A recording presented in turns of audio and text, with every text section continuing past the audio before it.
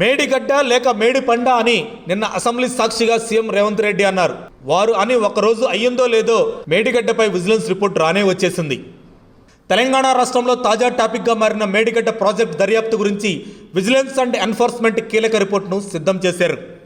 BRS party అధినేత గులాబీ దళపతి కేసీఆర్ మరింత ఇరుకున పడేలా ఇందులోని అంశాలు ఉన్నాయి.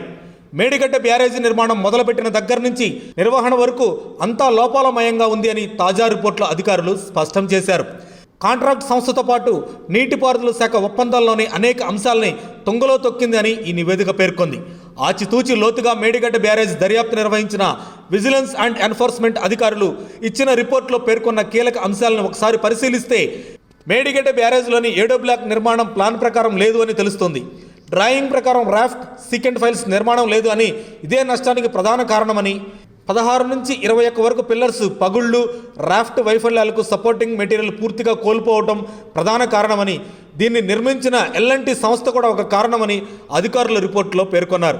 2019 జూన్లో బ్యారేజీ ప్రారంభమైనప్పటి నుంచి మెయింటెనెన్స్ సరిగ్గా జరగలేదు. 2019లోనే సీసీ బ్లాక్లు ఒక పక్కకు వెళ్ళిపోయాయి.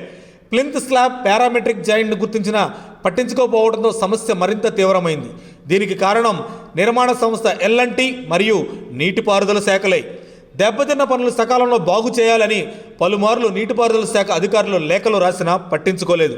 ఒప్పందానికి పూర్తి భిన్నంగా పని పూర్తయినట్లు ఇంజనీర్లు ధృవీకరణ పత్రాలు ఇచ్చారు. బ్యారేజీ నిర్మాణం జరిగిన తర్వాత కాపర్ డ్యామ్ షీట్ ఫైల్స్ను తొలగించలేదు. ఒప్పందం ప్రకారం బ్యారేజీ అప్పగింతకు సంబంధించిన పని జరగలేదు. డ్యామ్ సేఫ్టీ రూల్స్ ప్రకారం వర్షాకాలానికి ముందు ఆ తర్వాత మేడిగడ్డ బ్యారేజ్ని తనిఖీ చేయాలి. కానీ అలాంటి తనిఖీ ఏదీ జరగలేదు. పనులు పెండింగ్లో ఉన్న కాంట్రాక్టర్లకు బ్యాంక్ నుంచి ఫండ్ విడుదల చేశారు గత ప్రభుత్వం. దీనికి నీటిపారుదల శాఖే అసలు కారణం. మేడిగడ్డ బ్యారేజీలో మేజర్ బ్లాక్లు అన్ని సబ్ కాంట్రాక్టర్లు నిర్మించినట్లు ఆరోపణలు వస్తున్నాయి. వీటిపైన అధికారులు విచారణ జరుపుతున్నారని సమాచారం. మరిన్ని అప్డేట్స్ కోసం మా కాయ్ టీవీని సబ్స్క్రైబ్ చేసుకోండి. మా వీడియో కనుక మీకు నచ్చినట్లయితే లైక్ చేయండి, షేర్ చేయండి. మీ విలువైన అభిప్రాయాలను కామెంట్ బాక్స్లో తెలియజేయండి.